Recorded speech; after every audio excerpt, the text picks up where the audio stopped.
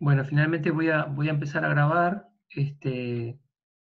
un poco tarde, a los compañeros eh, que estén, que vayan a utilizar el video porque no pudieron venir hoy. Les cuento entonces que el repaso de las unidades 3 y 4 no quedó grabado, ¿sí?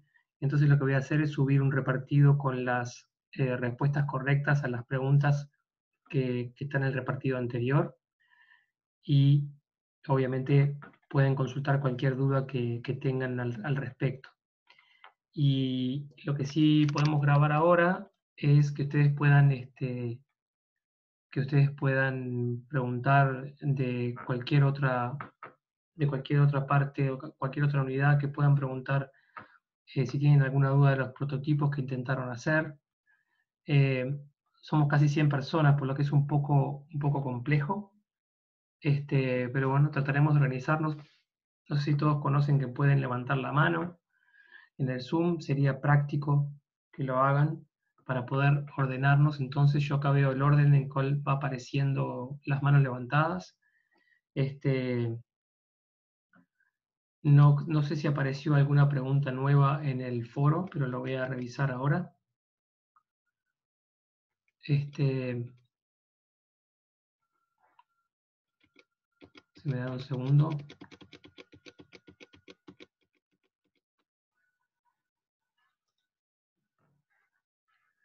No, en el foro están las mismas preguntas que yo ya respondí y que están disponibles para ustedes. Así que ya ahora que estamos acá en la reunión, digamos, pueden usar el foro cuando terminemos, obviamente, pero ahora lo más práctico sería que consulten acá mismo. Por ejemplo, acá me preguntan qué es lo más importante a saber de los ciclos, tanto el de carbono como el de nitrógeno. Bueno, a ver, no, no, no sería muy razonable preguntar exactamente toda la parte de en qué forma química están en cada paso, ¿verdad? Y cómo se llaman cada uno de los participantes, por ejemplo, en el ciclo del nitrógeno, que es un poco complejo. Pero hay cosas básicas que está bueno saber, de cómo circula, de qué pasa con los estados de oxidación cuando circula, los diferentes elementos entre organismos y, y materia inerte. O sea, más bien cosas generales y no tanto el detalle. Eso es lo que me parece importante que manejen. Bien, por acá Eugenia plantea, bueno, a mí me quedó dudas del concepto de polimorfismo de un solo nucleótido, lo que llaman los SNPs, SNP. Eso es quizás un poco mejor explicarlo con la figura. Eso en el foro lo explicamos también. Pero bueno, tenemos un par de manos levantadas. Voy a responder a esta pregunta de Eugenia y después vamos a pasar a las manos levantadas para ordenar un poco la clase, ¿sí? Entonces, en realidad, si me dan un segundo, voy a buscar la clase correspondiente para volver a hablar del tema de los SNPs.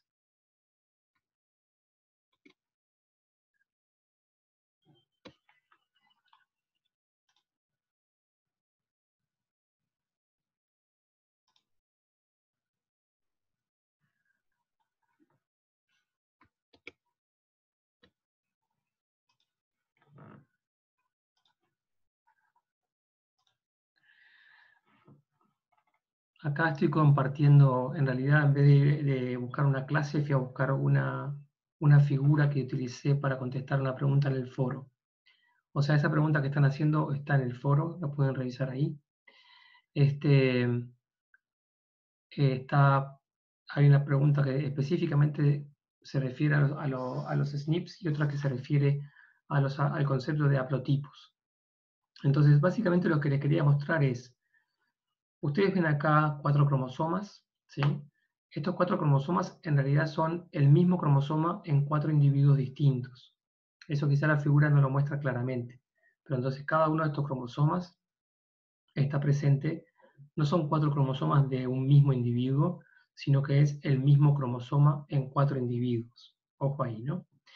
Entonces lo que pasa es que la mayoría de la secuencia de esos cromosomas, de vuelta el mismo cromosoma en distintos individuos, va a ser la misma, pero hay ciertas posiciones en el genoma de una especie, por ejemplo en nuestro genoma, posiciones específicas del ADN que presentan una alta variabilidad, ¿tá? Que se muestra acá con los colores. No sé si pueden ver la flecha del mouse. Sí Entonces, se ve, profe. ¿tá? Entonces estas posiciones no tienen por qué necesariamente estar dentro de un gen, sino que en muchos casos pueden ser posiciones que no tienen ningún valor desde el punto de vista de la información, de la codificación para una proteína, o sea, puede estar perfectamente en regiones no codificantes, pero se presentan entonces posiciones específicas con altísima variabilidad. Entonces, de ahí sale el nombre de SNP. SNPs es en inglés, entonces, Single Nucleotide Polymorphism, o sea, polimorfismo de un solo nucleótido, que es lo que queda implícito en esta figura. ¿Tá? Es un nucleótido que por algún motivo en ese lugar se presenta de muchas maneras distintas. Entonces, si nosotros eh, sabemos exactamente dónde están, ¿sí? En el genoma, y nosotros para una persona y otra y otra y otra podemos averiguar cuál es la base, o sea, cuál es el nucleótido que tienen en esa posición en particular, los SNPs se transforman como en banderas o en etiquetas del genoma de cada individuo, ¿sí? Entonces esto obviamente tiene que ver con el enorme avance en los últimos años de la capacidad de secuenciar genomas enteros de un individuo, ¿sí? Y lo que antes podía demorar años y era un trabajo gigantesco, ahora es un trabajo relativamente menor. Entonces eso habilita a que justamente se empiecen a utilizar estas etiquetas de los genomas para empezar a, por ejemplo, imaginemos que hay muchas personas con una cierta enfermedad genética, ¿sí? Con la misma enfermedad genética, y entonces se les hace una secuenciación de su ADN y se encuentra que comparten determinados SNPs, estos dos, por ejemplo, ¿sí? Entonces, eso podría ser una indicación de que entre medio de estos dos va a haber algún gen que pueda tener que ver con esa enfermedad, ¿tá? Entonces, por eso digo que se transforman como en banderas o etiquetas. Y de vuelta, va al mismo concepto de que las regiones de los cromosomas que están más cercanas entre sí tienden a agregarse juntas. Por lo tanto, en el caso de personas con un mismo gen, un mismo alelo, por ejemplo, defectuoso para una cierta función, puede que los SNPs que estén alrededor de ese gen sean los mismos también porque tienden a heredarse, esas regiones tienden a heredarse juntas, ¿no? Eh, no sé si esto ayudó desde el punto de vista del contenido de este curso, eso es todo lo que nos interesa que vean, digamos, ¿no? Que cuando hablamos de mapeo de genes, cuando vamos en el caso de Drosophila, a través de cruzas y demás, ese es el mapeo de genes que se hace desde los fenotipos. Pero cuando hablamos de humanos, por ejemplo, bueno, o ahora muchas otras especies, también hay un potencial mapeo de genes que va desde el otro lado, justamente desde la secuencia del genoma, buscando este tipo de información, por ejemplo, con estas etiquetas que son los SNPs. No son la única estrategia, pero es una de ellas. No sé si quedó más claro, pero como dije antes, ahora vamos a pasar a las preguntas a quienes levantaron la mano. Carolina Núñez. Hola, buenas. Yo tenía consultas sobre la parte de laboratorio del prototipo que subieron, sobre Sí. algunas palabras que usaron. Por ejemplo, la diferencia entre proceso y etapa, cuando se refieren a, cuando están hablando de la meiosis, creo que es Cuando en una aparecen los célula. dibujos de diferentes células, puede ser. Sí, ahí va, sí. Sí, sí, esa forma de, eso seguramente, eso es un ejemplo viejo, seguramente en su momento se aclaró durante el parcial porque no quedaba tan claro. En este caso, entonces, a lo que se refería era, el proceso era el tipo de división, digamos, ¿no? O Que sea, si era podría ser, meiosis o mitosis. bueno, no recuerdo exactamente lo que les pedimos en su momento, pero podría ser, por ejemplo, mitosis, meiosis 1 y meiosis 2. Ah, ok. ¿no? Ujú. Y la etapa sería, bueno, la fase de la división en la cual se encuentran esas células. Perfecto. Genial. Esa, justamente hoy, hace muy poco rato, respondí esa pregunta, o sea que la vas a encontrar en el foro también bastante detallada, Ah, está porque perfecto. esa pregunta tenía su dificultad, y hay un concepto medio clave que está bueno tomar en cuenta, que te saca esa dificultad de arriba, y es que dice que los tres dibujos de células son del mismo organismo, ¿verdad? Ah, Entonces, está. Sí, porque esa era la siguiente pregunta que te iba a hacer. claro, Perfecto. entonces eso se está indicando que el número n es el mismo para todas las células. No importa en qué Perfecto. fase o división estén, el número n nunca cambia para un mismo organismo. Claro, porque en el dibujo 3 podía ser una célula por meiosis o una por mitosis. Podía ser cualquiera de las dos con n distinto, Exacto. si no aclaraba. Sí. Si Porque les mi otra asignás n pregunta, distintos, ahí tenés varias respuestas posibles. Pero si claro, les asignás un único n, ahí no. mi otra pregunta es, cuando nos dice que un organismo es pluricelular, ¿siempre se divide por meiosis? No, no, no. No, un organismo pluricelular lo único que te está diciendo es que es un organismo que tiene muchas células, simplemente. O sea, Ok. es en contraposición con un organismo unicelular.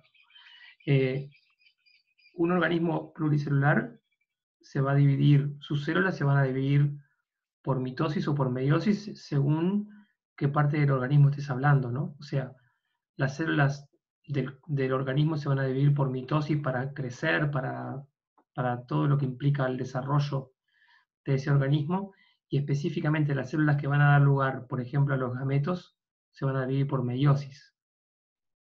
Ahí va. Y la última sería, que en el mismo ejercicio pregunta la ploidía de la célula que queda, y en realidad nos quedan cromosomas simples, pero quedan como de distintos juegos, y ahí no sé cómo digo cuál es la ploidía de la célula.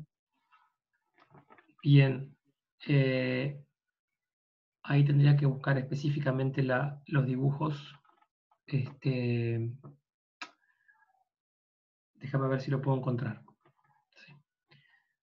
Gracias.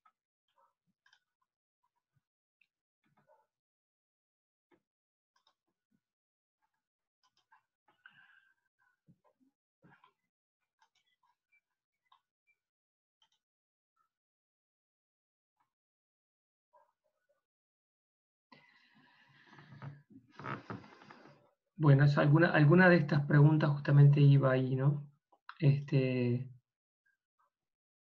Iba a ese tema, incluso copió copió el dibujo. Capaz que justo está acá la persona que lo preguntó, y eso me Eso ayudaría.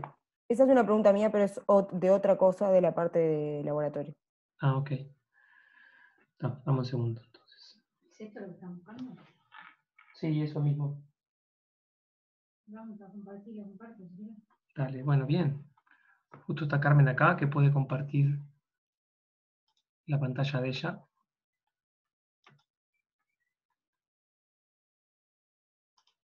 No, dice que no.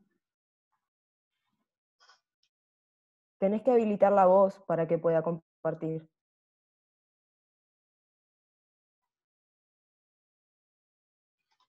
¿Lo ves? Sí, ahí está, ¿verdad? Es esa, ¿no? ¿La Sí, es ven? esa. Está. Entonces, este, bien, acá lo que preguntabas específicamente era La el tema ploidía de de la la célula. ploidía, ¿no? Sí, Pero la ploidía de la célula que estás representando. claro, de esas tres en distintas fases o una única Claro, célula. No, no está, entendí la pregunta en realidad, me parece. está. Bien. Este, bueno, a ver, yo lo que estoy viendo acá es la ploidía, por ejemplo, de la célula 1, al tener pares homólogos, de hecho están todos formando los bivalentes, ¿verdad? Las tétradas, quiere decir que es una célula diploide, ¿no? Cada uno de estos es un par homólogo, ¿verdad? Sí, Bien. Fíjate en la segunda, que en realidad no tenés pares homólogos de ningún tipo, porque en realidad estas dos que están acá y estas son cromátides hermanas que se han separado.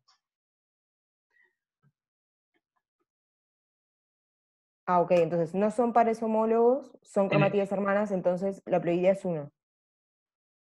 Es haploide. Es haploide, sí. Sí, sí. Y en la otra, en la 3, sí tenés pares homólogos. Si vos te fijás, tenés cromosomas estructuralmente iguales, pero de diferente color. O sea, ojo, Ok. la 3 también muestra una anafase en donde se separan las cromátides hermanas, pero si vos te fijás en los conjuntos de cromosomas, tenés pares homólogos. Ahí va.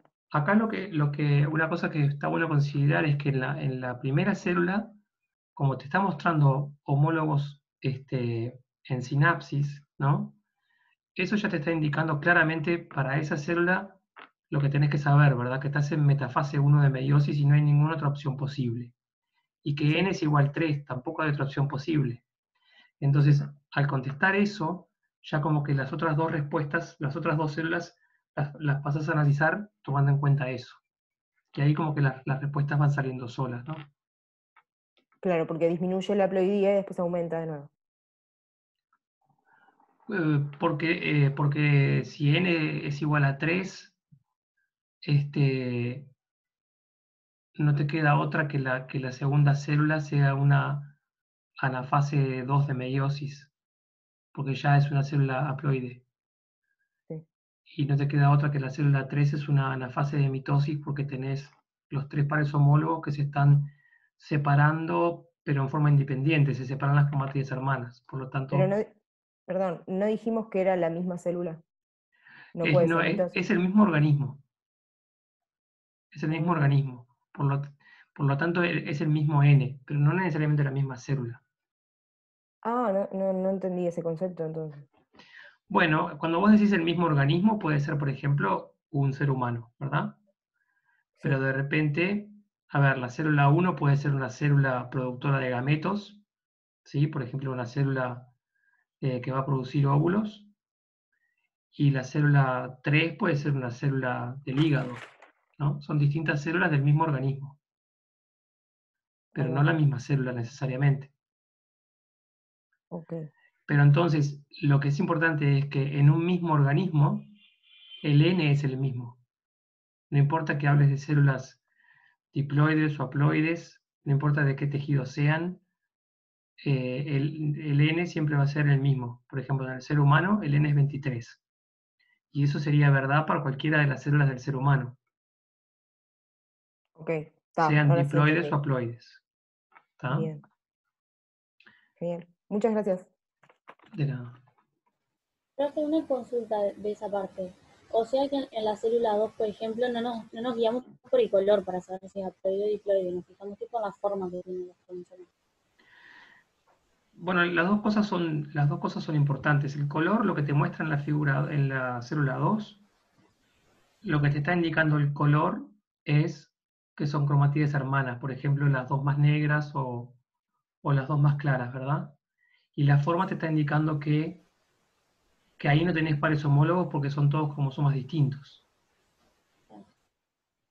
¿Sí? O sea que el color el color en realidad, eh, en este caso el color está siendo utilizado de la misma forma que se usó en el práctico. Cada color implica el conjunto de cromosomas materno y paterno. Eso lo ves en la figura 1 y lo ves en la figura 3. En la figura 2 no, porque ya estás en la segunda parte de la meiosis. Entonces ya separaste homólogos materno y materno para células distintas. Pero en la 1 y la 3 sí queda claro que los colores te representan los juegos de cromosomas paterno y materno. Bien, gracias. Bien, vamos a pasar a otra pregunta. Para eso precisamos volver al... Ahí va.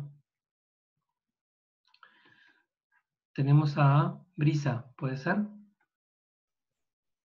Sí, hola, ¿qué tal? Hola. Yo tenía dudas de ese mismo prototipo en la parte práctica, la parte de las 3 gráficas, que puede ser que habla del etanol, que no comprendí cómo realizarlo exactamente. Eso, déjame verlo porque no lo tengo visto. Eso no se contestó hoy en el foro, ¿puede ser? ¿No lo contestó María Eugenia? Sí, lo pregunté yo y me lo contestaron. María Eugenia, ¿estás ahí? Bueno, hace un ratito estaba. No. Ah, sí, aquí está. ¿Va a hablar ella o voy a hablar yo? No sé, también está Carmen, sí, Maru o Carmen lo pueden contestar, Que conteste Maru, yo que son las que están más al tanto de ese módulo. Vale, sí, que conteste Maru. ¿Dónde está? ¿Está Maru o la leo? Yo estoy, sí, estoy, pero no te...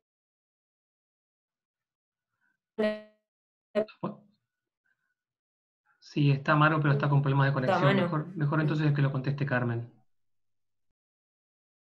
Yo no sé cuál es la pregunta, ¿no? La mía. Ah, O sea, la tengo acá, pero no.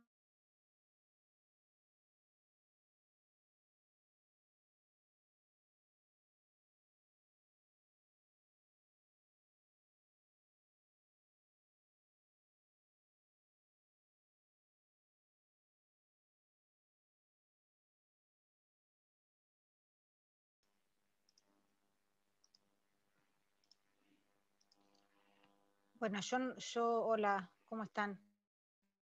Si me repetís la pregunta, porque dijiste las 3 gráficas, no entendí, pero no sé cuál es la pregunta que estás haciendo. Claro, en esa parte B, que no comprendí, o sea, qué era lo que había que hacer en la gráfica. Es en esa misma, exactamente. Tenés que, en lugar de, para la hipótesis dada la letra, en lugar de graficar el desprendimiento de CO2, como lo hacía en el gráfico, tenés que hacer una representación de cómo va variando la concentración de etanol en función del tiempo. Dice además unidades arbitrarias, no dice ni que sean moles, ni gramos, ni nada. O sea, alguna unidad, no importa qué. ¿Qué quiere decir eso? Que sea un patrón de producción del alcohol, del etanol, en función del tiempo. ¿Se entiende la pregunta? ¿Se entiende lo que se pide? Hola. Sí. Está. Y para eso lo único que tenés que saber es bastante simple, y es qué es lo que produce una fermentación etanólica como la que vieron en el práctico. Por ejemplo, a partir de glucosa, ¿qué produce? Produce etanol y CO2.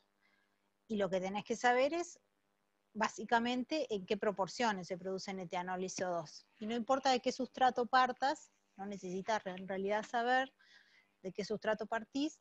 La relación de etanol y CO2 en una fermentación etanólica como la que vimos en el práctico, si te vas a las reacciones que podés igualar, estequiométricamente son lo mismo.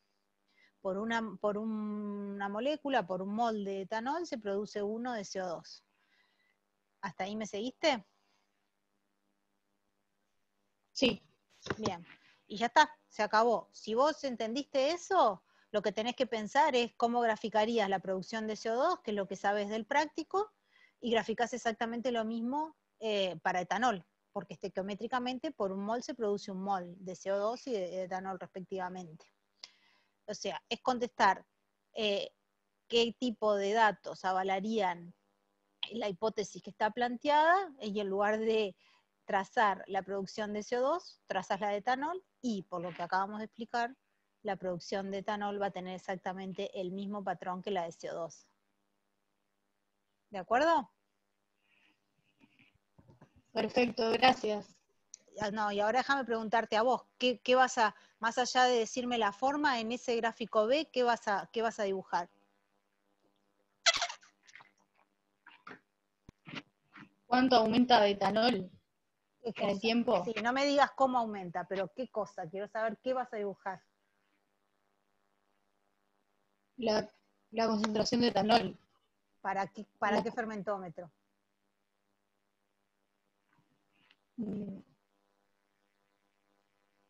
Ahí me tengo que ir a la hipótesis. Te tenés que ir a la hipótesis. Claro. Y bueno, vas a incluir seguro los que la hipótesis plantea implícitamente una pregunta. ¿Y con eso solo te alcanza para que esté bien la respuesta?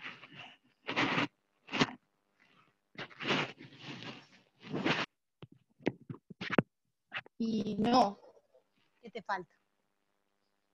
ahí va los controles. Sí. Exacto. Vos me pones los fermentómetros, me pones en este caso que es un tri, no sé qué, me pones 4 fermentómetros, uno con cada uno de los monómeros, no me pusiste los controles, está mal la respuesta. ¿Está? No hay que olvidarse de los controles. ¿Está claro? Bárbaro, gracias. ¿Era esa sola la gráfica o las otras también? Claro, en realidad las 3, pero ahora ya sé lo que se pide, Ah, que es a partir de los fermentómetros. sí, porque son distintas situaciones para lo mismo. Bien. Gracias. Bueno, eso era la pregunta de Brisa, ¿no? Está Viviana con la mano levantada. Hola, ¿se escucha? Sí, escucha.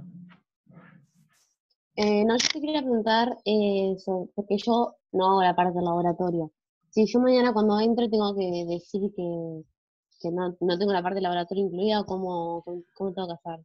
Sí, va a ser bastante evidente. O sea, vas a... a ver, si recuerdo bien, en la hoja de respuestas hay a un lugar donde vos marcás que haces o no haces el laboratorio.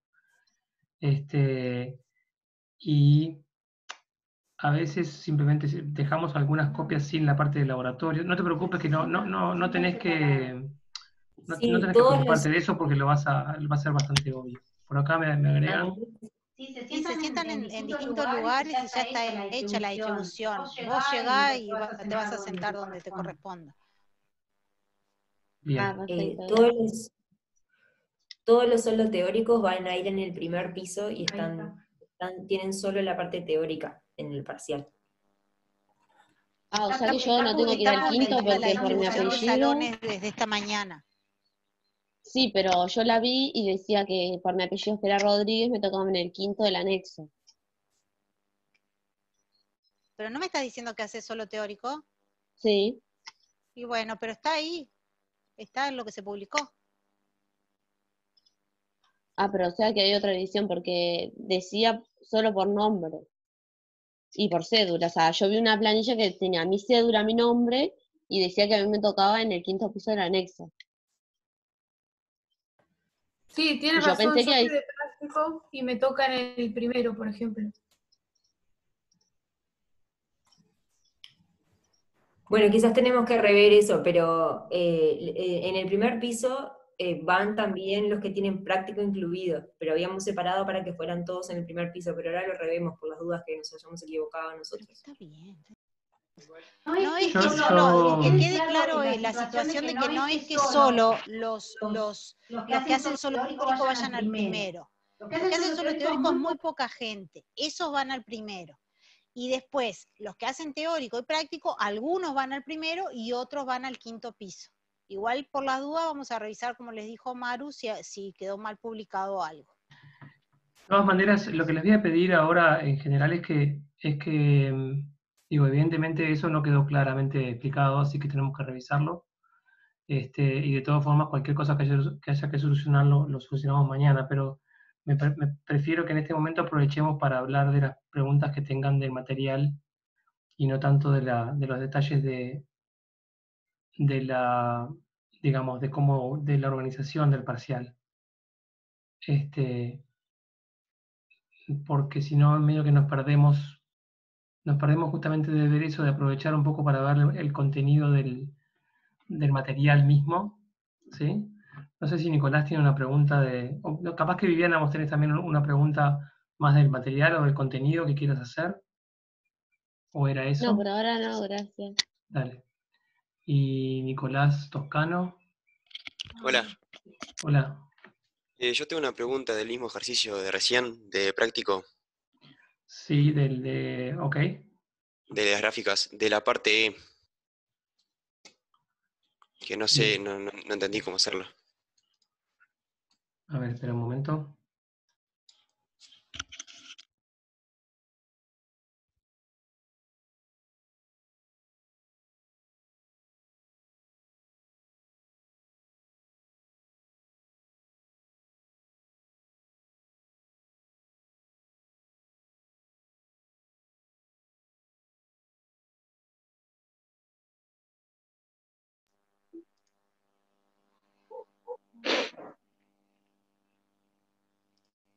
¿Que están viendo bien el gráfico? Sí, sí. Hola, la parte E no pide un gráfico, no sé si entendí lo que No, me no, no, no, preguntaste, no. perdón. No, no, o sea, el gráfico no, o sea, lo que pide. Está. Que decía, en el caso de B, en el caso de B era el gráfico que explicamos al principio, ¿no? Que era un gráfico que te pedía que generaras datos que te permitieran aceptar la hipótesis. O sea que en ese gráfico ibas a tener un control negativo funcionando sin producir etanol, un control un control positivo produciendo etanol, y después ibas a tener probablemente el trisacárido produciendo etanol, porque así lo decía el conocimiento previo. Bien. Espera porque ahora capaz... Y después tendrías los fermentómetros de los monosacáridos M1 y M2, que si vas a aceptar la hipótesis que decía que justamente esta levadura, este microorganismo era capaz de fermentarlos, iban a estar también produciendo etanol, ¿no? Algo así luciría entonces el gráfico B con el resultado de 5 fermentómetros, control negativo sin producir etanol y el resto produciendo etanol con alguna clase de patrón en función del tiempo. Lo que dice la pregunta E es, en el caso B, que es ese gráfico que acabamos de explicar, cómo es que ese microorganismo puede producir etanol a partir de ese trisacárido. Y acá, ¿no entendés la pregunta o no sabes cómo se contesta? ¿Qué es lo que...? No sé cómo se contesta. Está. Pero vos hiciste el práctico. Sí, sí, sí. Está. Los conceptos centrales para saber si algo es fermentable es si pueden entrar esos sustratos a la vía glicolítica, que termina, te acordás, en piruvato, y ese piruvato es después fermentado, justamente en otra secuencia de reacciones. Y lo central es saber que la vía glicolítica es una sola y es prácticamente universal. O sea que para que ocurra la producción de etanol y CO2, en algún momento la célula tiene que tener los intermediarios de esa vía glicolítica a partir de los sustratos que le das. Entonces, conceptualmente es cualquier cosa que sea fermentable, en algún momento va a tener que haber sido transformada a alguno de los intermediarios de la vía glicolítica.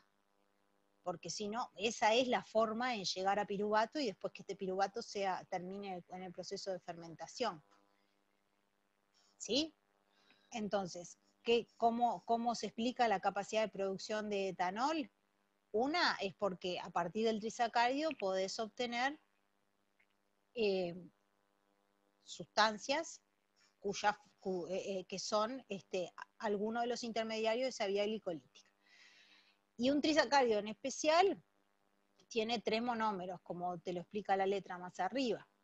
Una de esas transformaciones que también se discute bastante en el práctico es la hidrólisis de esos trisacáridos a los 3 monosacáridos correspondientes a esos monómeros. Entonces, esa es una transformación que tienen que sufrir las moléculas que no son monosacáridos, por ejemplo. La hidrólisis para obtener los monosacáridos, que en este caso serían 3, M1, glucosa y M2. Entonces, vamos, en que tenés que hidrolizarlos, la glucosa ya es un intermediario de la vía glicolítica, a ese no hay más que fosforilarlo para que entre y se dé todo el proceso de fermentación. M1 y M2, que no sabes lo que son, bueno, si no son intermediarios, ahí tiene que haber procesos de transformación para que se conviertan en intermediarios de esa vía. Y lo último, conceptualmente, aparte de esto de las transformaciones que en definitiva logren meter a lo que sea fermentable en la glicólisis, es que la glicólisis se da dentro de la célula y vos estas cosas se las ofreces afuera a la célula. Entonces tiene que haber mecanismos que ingresen a esos sustratos a la célula. Esos mecanismos de ingreso en general van a estar dados por proteínas del tipo permeasa. ahí no es que haya en sí una transformación bioquímica del sustrato, pero sí hay una, ¿qué? Sí hay una diferencia, sí hay una traslocación, digamos, topológicamente pasar de afuera de la célula a adentro de la célula. Y bueno, lo último que, si vos quisieras una respuesta súper completa, lo último que se podría discutir es que algunos sustratos que tienen que ser hidrolizados y después transformados a intermediarios de la vía glicolítica, esa hidrólisis puede darse tanto afuera de la célula como adentro de la célula. Entonces, en algunas células, las enzimas esas que hidrolizan son excretadas de la célula, ahí se produce la hidrólisis y se entran los monómeros a la célula, y en otras, dependiendo del sustrato, lo que se da es el ingreso del sustrato y la hidrólisis del sustrato adentro. Pero bueno, básicamente eso, saber que hay que transformarlos a algún intermediario de la vía glicolítica, si son polímeros, entonces seguro hay que hidrolizarlos, y además, ya sea ellos mismos o sus productos de hidrólisis, hay que entrarlos a la célula. ¿Se entendió? Sí, sí. Y ahora que dijiste lo de la gráfica, vos tenés, o sea, el control negativo, tenés el de los tres, el trisacárido, y tenés lo de M1 y M2. Sí. ¿Y cuál sería el quinto? Porque dijiste que había 5. Trisacárido, M1, M2, control negativo, control positivo. ¿Y los positivos no serían lo de M1 y M2? No, M1 y M2 intentan generar datos para refutar o aceptar la hipótesis de que son fermentables. Son como la incógnita, son lo que te va a dar la respuesta a la pregunta implícita, a la hipótesis. Ah, ta. El control positivo es aquel que tú estés seguro que en tus condiciones te produce la señal que estás midiendo. O sea que las curvas quedarían crecientes, menos la del negativo. Sí, exacto. Gracias. Bueno, teníamos entonces a Nicolás, ahora está Laura Dianesi. ¿Estás ahí, Laura? Hola, ¿se escucha? ¿Se escucha? Yo tengo dudas también del prototipo, de la parte de laboratorio, pero del ejercicio 2, que es haciendo el tablero, y eso en la parte B no supe cómo hacerlo, sinceramente. No sé si me puedes dar una mano con eso.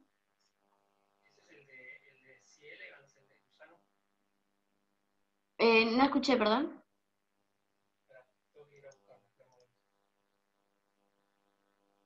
Tenés el micrófono ¿Qué apagado. hago? Te están diciendo que tenés el micrófono apagado. Bien, gracias. Dame un segundo que lo tengo que ir a buscar. Dale. Es el prototipo de el que está en el aula, ¿verdad? Sí, ese mismo. Bueno, espera, pero no lo tenía tan presente dónde estaba.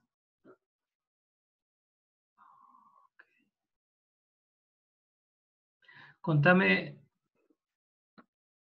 de qué trata, hasta que lo encuentre.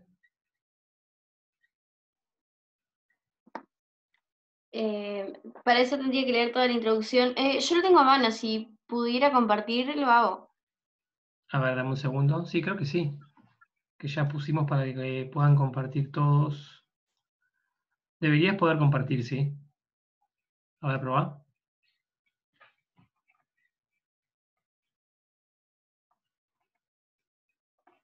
No me deja, no sé. Ok.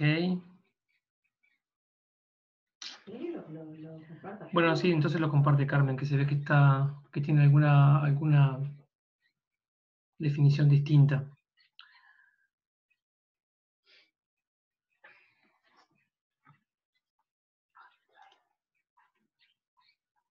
Esperen un segundito.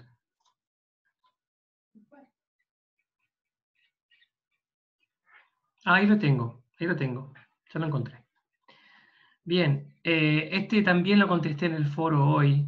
No sé si alguno de ustedes se acuerda de haberlo preguntado. No sé si no fue Brisa que dijo que había contestado hasta ahí, pero que tenía una duda en cómo armar el tablero. Claro, yo tengo esa duda de cómo generar el tablero para la parte B. Sí, perfecto. Está. Bien.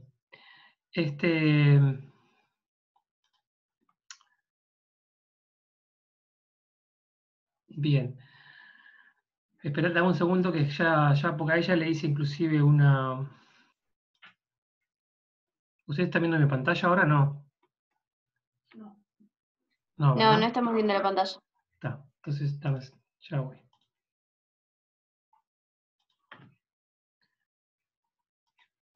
Bien. ¿Ahora están viendo un Excel? Sí. Bueno, mira. Este en realidad es nada, simplemente un Excel que yo uso para armar tablas para poder contestar este tipo de preguntas. Acá lo que tenés es ese tablero de panel para esa parte B, que lo armé para contestar más temprano en el foro. Y también pueden recurrir al foro para buscar dónde está esa respuesta, que no me acuerdo exactamente a quién fue que se la contesté. Pero viste que es un sistema bastante complejo porque en este caso el sistema de determinación del sexo es un poco complicado, ¿verdad? Los machos en vez de ser XY son X0, o sea, no tienen cromosoma Y. Y en realidad, en el caso de las hembras, entre comillas, XX son hermafroditas, pueden generar tanto gametos masculinos como femeninos. Pero lo que te dice también es que cuando una hermafrodita se cruza con un macho, digamos, actúa como hembra, es decir, produce solamente óvulos. Entonces eso te va simplificando el sistema. Y en realidad, como se trata de un gen autosómico, ¿sí? Lo único que tenés que considerar es que te dice que el macho es homocigota para ese alelo dominante, que simbolizamos como R+, R mayúscula, ¿verdad? Y te dice que el hermafrodita que genera óvulos es heterocigota, por lo tanto tiene solamente dos alelos posibles, R grande y R chica. O sea que el tablero simplemente te queda reducido a esto que tenemos acá. Como el alelo mutante es dominante, en los dos casos entonces tenés el fenotipo mutante, que es lo que aparece acá. ¿Lo estás viendo? Ah, bien. Me había complicado mucho más intentando hacerlo de lo que era. Exactamente. Porque digamos, por eso de que es el tema de los cromosomas sexuales es medio complejo, pero cuando hablas de un gen autosómico, ya esa complejidad de los cromosomas sexuales no tenés que preocuparte. Impecable, muchas gracias. Bien. ¿Quién era? Era Laura, ¿verdad? Que contestamos, ¿no? Agustina.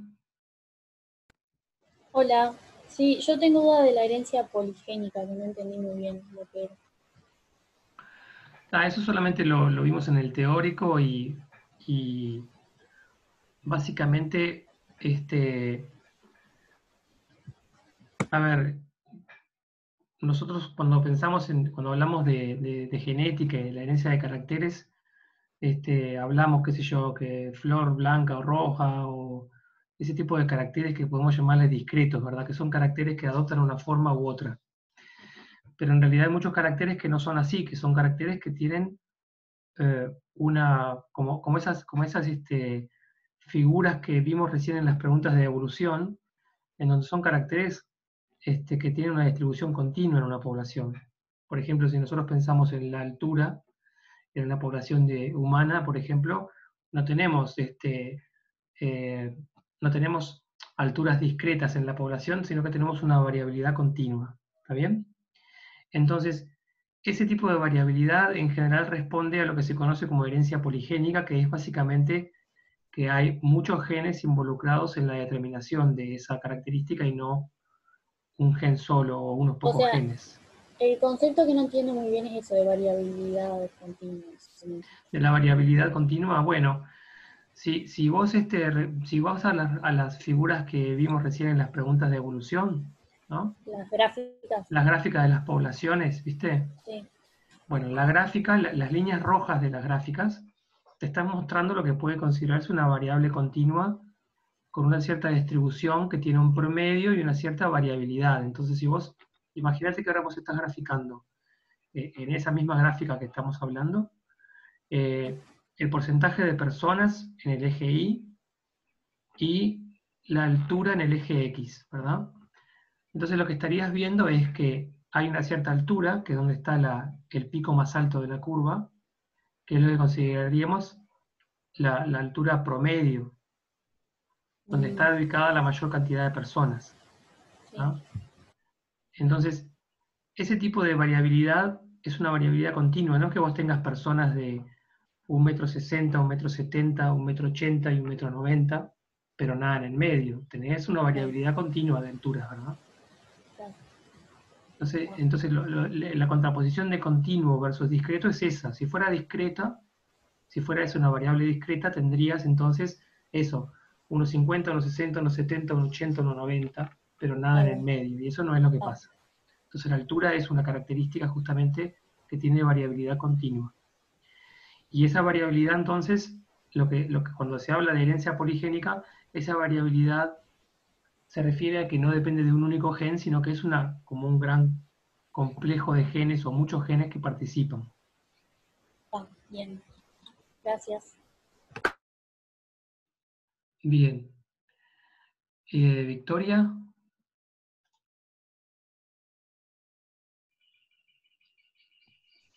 Sí, yo tenía una duda del prototipo, de la pregunta 23. Ah, sí, lo preguntaste en el chat también, ¿no? ¿Vos o alguien más? Sí, porque no sabía cómo levantar la mano, pero ya entendí. Está bien. Bien, esta lo tengo abierto en algún lado. Esperen un segundo.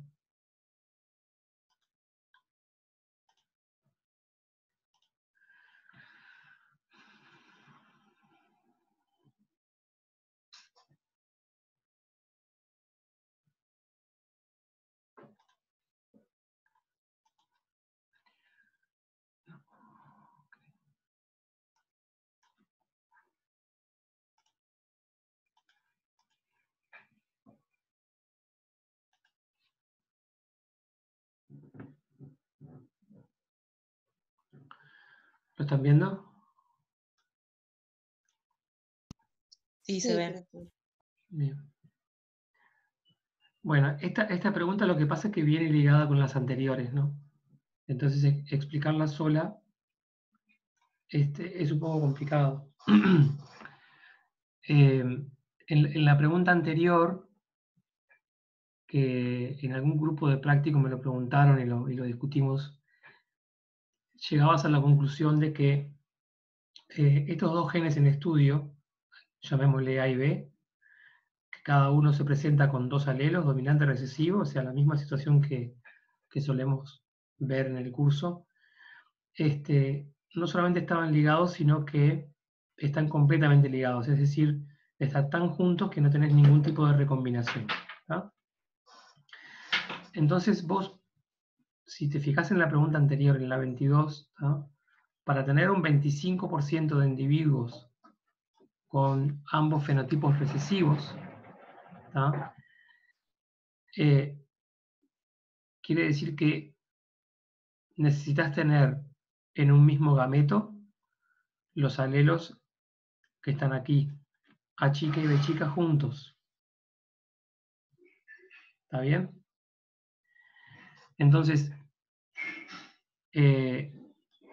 esta ligazón entre A chica y B chica en el mismo cromosoma viene de la generación anterior, es decir, viene de la generación con la cual se obtuvieron los individuos heterocigotas que se cruzaron en la pregunta anterior, ¿no? Es un poco difícil explicarla sola, pero básicamente lo que vos concluís de la pregunta anterior es que el alelo A grande viene ligado con el alelo B grande en el mismo cromosoma, y ligado y muy cerca uno de otro, tal que no hay recombinación, y el alelo A chica viene ligado con el alelo B chica, también en forma tal que no hay recombinación. Entonces, para obtener esos heterocigotas con esa ligazón, la única opción posible es que la cruza dihíbrida original que dio lugar al heterocigota es la que está marcada en la opción A. ¿Ven esto que estoy destacando acá abajo? Sí, profe. Sí. Ah. Entonces, lo que pregunta la pregunta 23 es, ¿cuál es el genotipo de la generación parental de la cual se obtuvieron los individuos que se usaron en la pregunta 22? ¿No? Estas preguntas, esto es un prototipo un poco, estas preguntas tienen un nivel de complejidad como que un poco mayor y después lo fuimos reduciendo un poco. O sea, no se asusten mucho. Ah, porque yo Pero, no entendía cómo diferenciaba A y B tampoco. claro, lo que tenés que acordarte es que cuando hablamos de genes ligados, ¿no? Estás hablando que en una misma molécula de ADN tenés alelos para esos dos genes, ¿verdad? Entonces, cuando vos decís, por ejemplo, bueno, A y B están ligados, bueno, pero ¿qué alelos están ligados realmente en el mismo cromosoma? Puede ser A grande con B grande, o puede ser A chica con B chica, o distinto, puede ser A grande con B chica. Eso creo que cuando ustedes lo vieron en el práctico, vieron que podían ser diferentes tipos de ligaduras, digamos, ¿sí? Y a eso apunta la pregunta.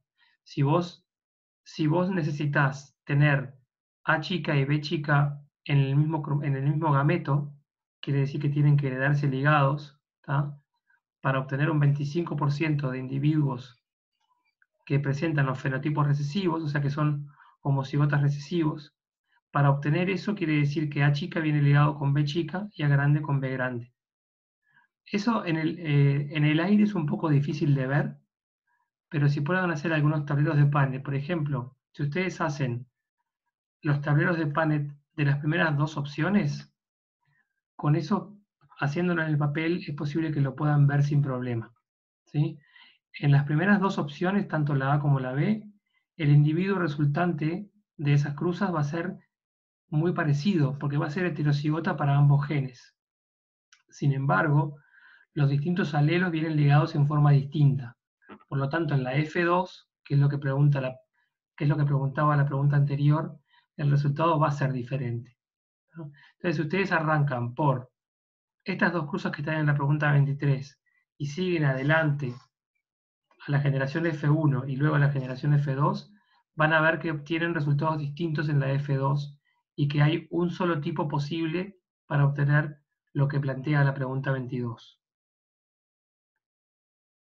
¿Sí? Eso lo pueden ver haciendo un tablero de Punnett y cualquier cosa yo lo puedo subir más tarde al foro. Las distintas opciones de tableros lo puedo subir al foro para que lo vean. Las otras dos opciones, la C y la D, bueno, ahí están mal porque te está preguntando el genotipo de la generación parental. Y la generación parental son diploides, ¿verdad? Entonces te está planteando una cruza haploide que no tiene sentido. O sea que eso ya te elimina dos opciones.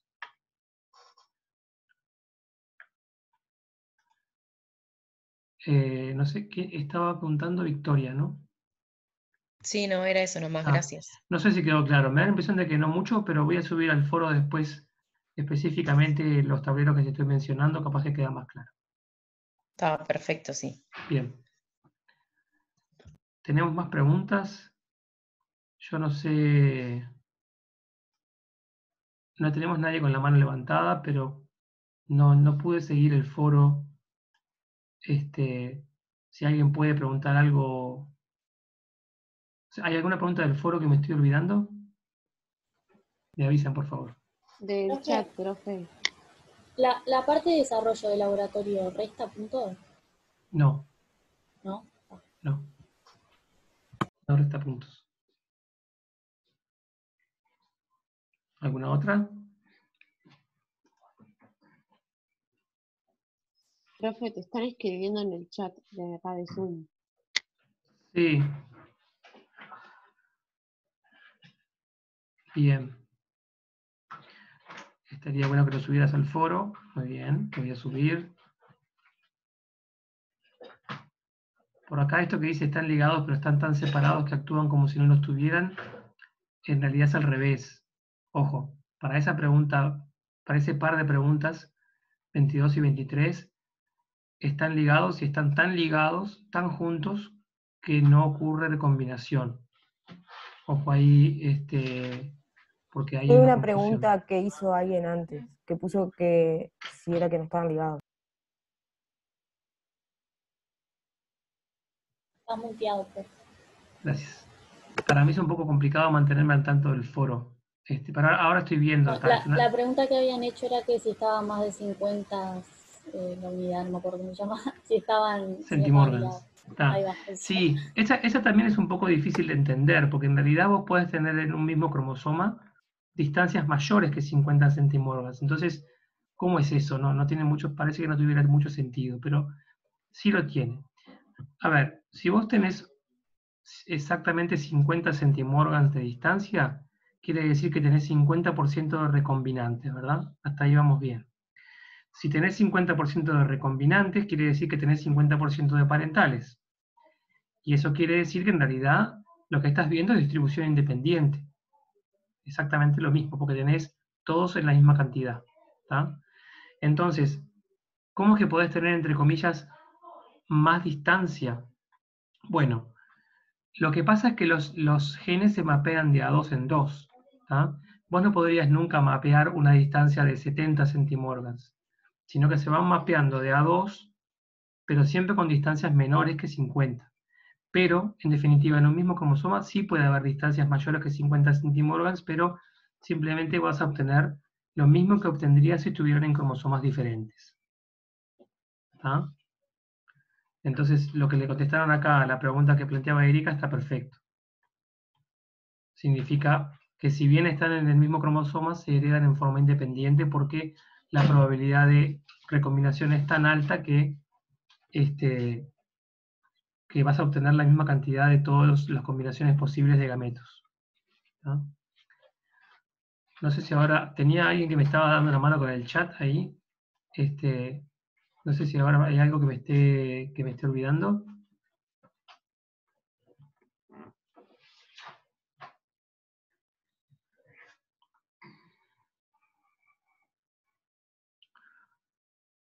Tenemos una pregunta. Victoria, vos ya preguntaste, ¿verdad? Te bajo la mano. Prisa, ¿puede ser? Sí, del 21 de prototipo, me quedan dudas. Bien.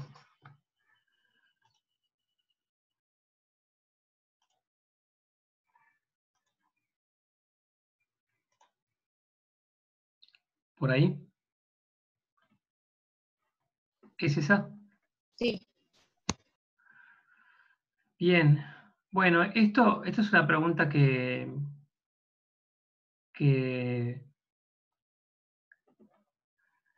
en realidad los que hicieron el práctico lo vieron más claramente en la segunda clase, y los que no lo hacen en la segunda clase de la unidad 2 de genética también quedaba bastante claro, ¿no? Que las proporciones fenotípicas, cuando vos tenías dos genes, cada uno con dos alelos, uno dominante y uno recesivo, eran siempre las mismas. Y son siempre las mismas porque simplemente se distribuyen en forma independiente. ¿Tá?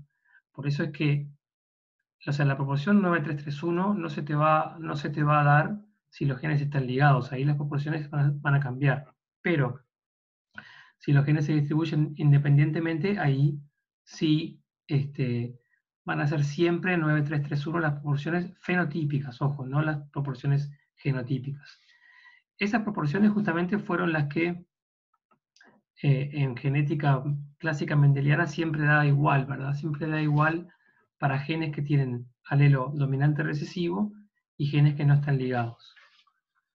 No, entonces, a ver, ustedes me dirán, bueno, tengo que saberlo de memoria. En realidad es una proporción que, como es bastante clásica y como se repite tanto, se menciona mucho, pero si ustedes podrían perfectamente generar los tableros de Punnett para cada una de las 4 opciones y van a ver que solamente obtienen estas proporciones en un caso, y es si los genes se distribuyen independientemente. Esa es la opción entonces D, ¿verdad? En el caso de la opción C, nada, se refiere a genotipos, y estas proporciones son las proporciones fenotípicas.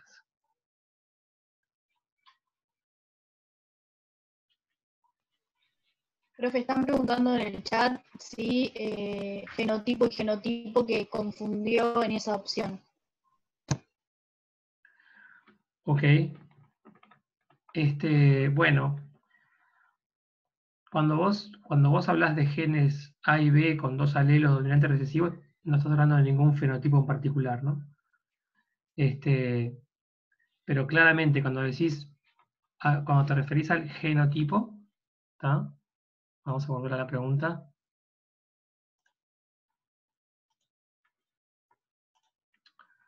Bueno, esta no es la pregunta ideal. Pero si venís acá abajo, por ejemplo, ¿sí? A ver, esto es un genotipo, esto es otro genotipo, esto es otro, ¿verdad? Son la composición de alelos que te forman cada uno de los dos genes en estudio. A eso nos referimos con el genotipo, ¿tá? Y el fenotipo es, para los genes A y B, la característica observable, que en este caso es una característica genérica, que ustedes la pueden inventar simplemente a los efectos de responder la pregunta. Pero entonces, simplemente si vos construís los tableros de Punnett con los gametos y con las cruzas posibles, vas a ver que en realidad esas proporciones en la progenie son los fenotipos. Esta pregunta es una pregunta que quizás hoy por hoy no la haríamos, es una pregunta, esto es un prototipo un poco viejo, porque es una pregunta que de alguna manera sí apela un poco más a la memoria y no al razonamiento, y son cosas que tratamos de evitar. Pero bueno, básicamente esas proporciones 9-3-3-1 fueron las que vimos varias veces que eran las proporciones fenotípicas en un caso así, ¿verdad? Con dos genes y dos alelos recesivo y dominante respectivamente. Y si haces las proporciones genotípicas te va a dar diferente.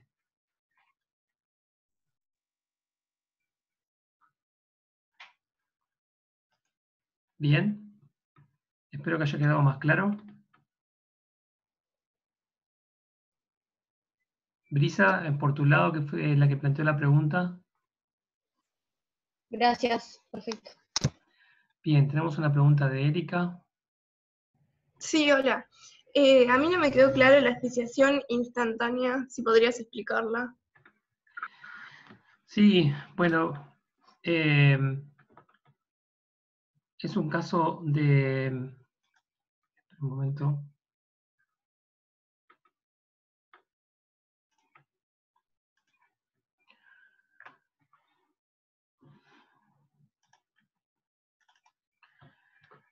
Acá está la transparencia que usamos en la clase, ¿verdad? Básicamente la especiación, vos podés ver los modelos de especiación, por ejemplo, alopátrica o simpátrica, se relaciona a mucho tiempo, ¿verdad? Un pasaje de tiempo muy largo. Por eso se habla de modelos de especiación gradual. Llevan mucho tiempo. Sin embargo, hay otro modelo de especiación que se considera que ha sido muy importante en plantas específicamente. O sea, las plantas tienen una diferencia importante de plantas con los animales, es que los animales tienen mayor capacidad o mejores estrategias para evitar la fecundación híbrida, o sea, una especie con otra especie, porque hay muchos mecanismos para evitarlo, mecanismos de aislamiento reproductivo que justamente tienen esa función, que es evitar la fecundación híbrida o la cópula híbrida. Pero las plantas no tienen buena capacidad para eso, en parte porque los gametos son transportados por otros agentes, sea por el viento o sea por insectos, por ejemplo. Entonces es como que no hay necesariamente mucha eficacia en evitar la fecundación híbrida, o sea que se forman mucho más comúnmente híbridos en plantas que en animales. Ese es el mensaje que quería transmitir. En general los híbridos, como se muestra en este ejemplo de acá, una especie A y una especie B, en general los híbridos lo que va a ocurrir es que los gametos no tienen cromosomas homólogos, es decir que el cigoto híbrido que se representa aquí, ¿sí? Probablemente ni siquiera llegue a desarrollarse en un individuo viable, ¿no?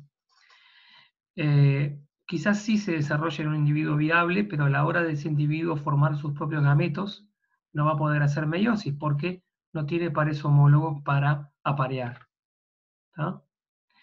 Ahora, puede haber también errores en la mitosis, por ejemplo, y entonces a partir de esos errores puede darse una duplicación de todo el genoma. ¿Tá? Si se da una duplicación de todo el genoma, pasamos a tener ya un cambio de la haploidía y un cambio del número n en este caso. ¿Sí? Entonces pasamos a tener en una generación sola una potencial nueva especie que puede llegar a fracasar o puede llegar a justamente a que le vaya bien y seguir adelante como una nueva especie que se obtiene en muy poco tiempo. Y este mecanismo se cree que ha sido importante porque justamente muchas especies de plantas son poliploides, es decir, no son, son por ejemplo triploides, tetraploides, hexaploides, tienen muchos juegos de cromosomas. Y eso se cree que puede haber sido por este tipo de origen de especies por duplicación de todo el genoma. Pero esos son casos aislados, ¿no? No, no necesariamente. O sea, muchos de estos casos van a fracasar simplemente a nivel del cigoto híbrido. Pero si vos lo pensás, si se piensa en términos evolutivos, aparentemente no era un caso tan raro. No son casos tan raros, sino que esto tuvo una cierta importancia en la evolución de plantas, de distintas especies de plantas. Pero tampoco es algo que se dé todos los días. O sea, lo más común es que esto no pase. De hecho, lo más común es que ni siquiera se formen cigotos híbridos, pero sí se cree que comparando plantas con animales, este mecanismo de especiación no fue tan raro en el caso de las plantas. Porque además estos errores, por ejemplo, que llevan a la duplicación del genoma, tampoco son necesariamente tan raros. ¿Sí? Errores, por ejemplo, en la mitosis que llevan a que se duplique el ADN, pero luego quede todo en el mismo núcleo. Ahí ya tenés entonces una duplicación del genoma y eso puede entonces, si a esa célula le va bien y desarrolla un individuo adulto viable, ahí entonces eso es perfectamente posible. Está bárbaro. Gracias.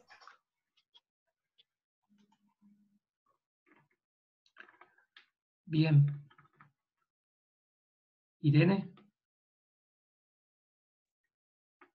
Hola, yo quería preguntar cómo se hacía el ejercicio 8 del último práctico, porque mi grupo quedó de deberes, digamos, para hacerlo nosotros. Ok, eso, lo que te propongo es que yo lo suba en un rato al foro para poder subir un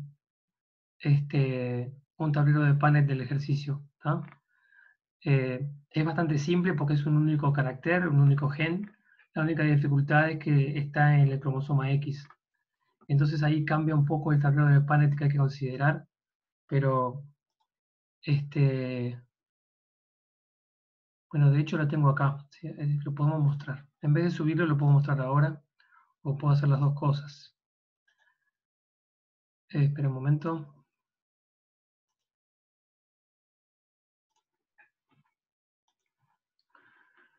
Bien,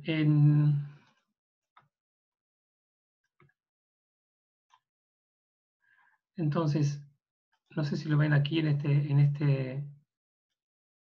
presten atención a esta parte de acá, ¿sí? Creo que era exactamente así, por más que acá está puesto como genérico, ¿no? Teníamos una hembra que era heterocigota para ese gen, ¿verdad?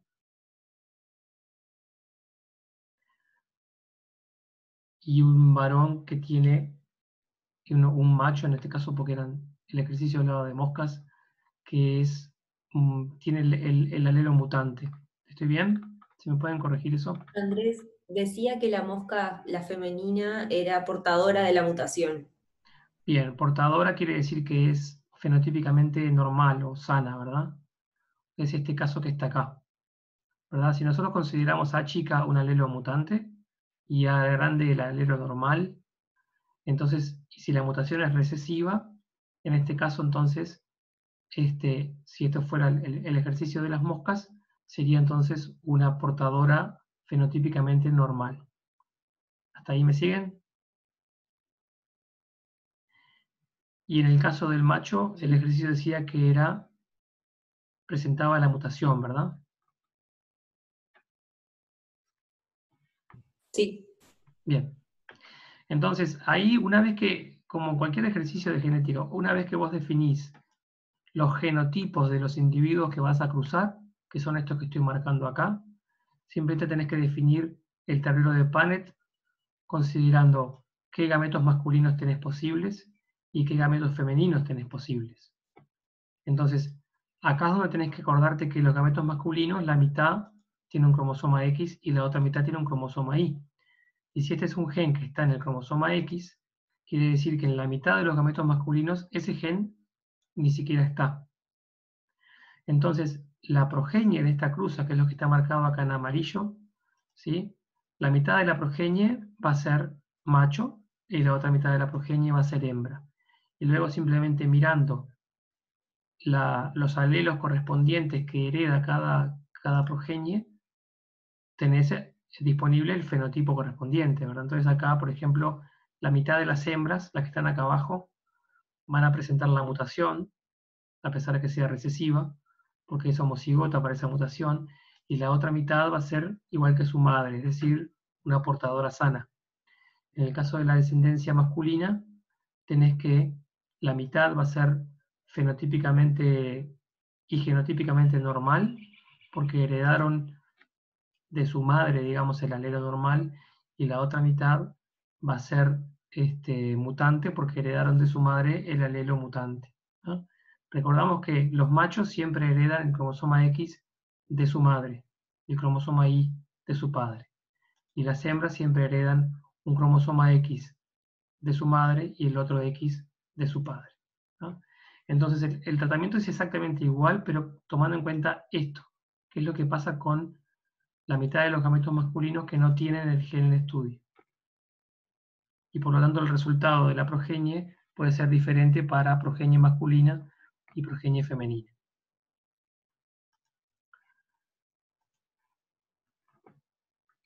Bien, Irene.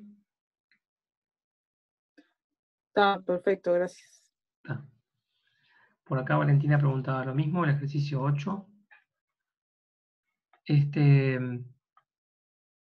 Ahora ya el tiempo de la sesión de Zoom se nos va a ir terminando, era de 2 a 4. Entonces lo que les propongo es que otras dudas que tengan las consulten en el foro y hasta esta noche podemos responder dudas nuevas que vayan apareciendo. Y luego si aparecen dudas también de la parte instrumental, digamos, de la organización del parcial, también las pueden poner en el foro y las podemos contestar. Por ahí preguntaban antes, son 40 preguntas de múltiple opción, todas las preguntas del teórico son de múltiple opción, 2 preguntas del laboratorio, una de cada módulo, y cada pregunta del laboratorio tiene varias partes. Son 2 horas y media para el caso de los que toman práctico y teórico, 2 horas para el caso de los que toman solo teórico. Y no sé si había alguna otra duda más. Lo de la distribución de salones lo podemos revisar para ver si no quedó claro, pero bueno. Entonces, otras dudas que aparezcan, por favor utilicen el foro y lo vamos a estar revisando. ¿Bien?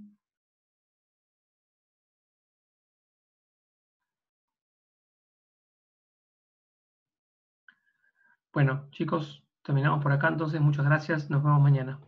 Que anden bien.